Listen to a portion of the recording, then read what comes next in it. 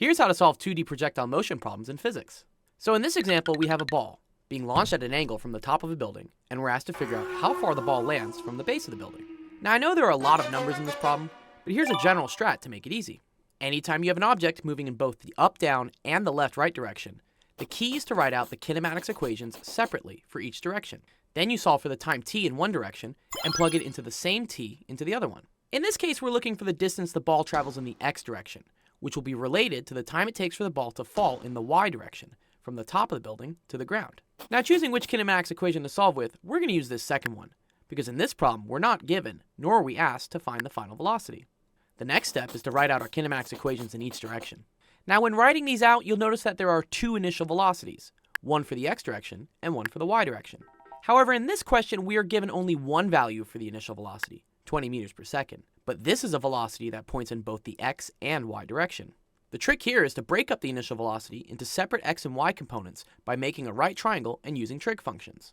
So here the initial velocity in the x direction is 20 cosine of 30 degrees, while the initial velocity in the y direction is 20 sine of 30 degrees. Next we plug in the variables we know, and see how to solve for the variable we don't know, which is the final x position. Starting in the x direction, we're going to call our initial position equal to 0, and plug in our value for the initial velocity.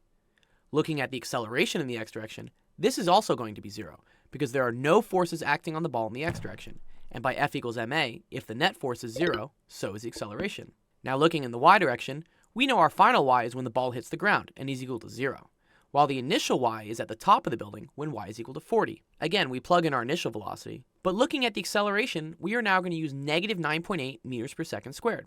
This is because any object moving freely through the air is going to feel a downwards acceleration in the y direction due to gravity. After simplifying a little bit, we have two easier equations where we can solve for the final x once we have the time t. This is where we're going to use our y direction equation to solve for t, since the time when the ball hits the ground is the same time when it's at its maximum distance from the building, x final. Using the quadratic equation, this gets us two solutions, t equals negative 2 and t equals positive 4. In this case, we're going to pick the positive t value, since a negative t value doesn't make any sense.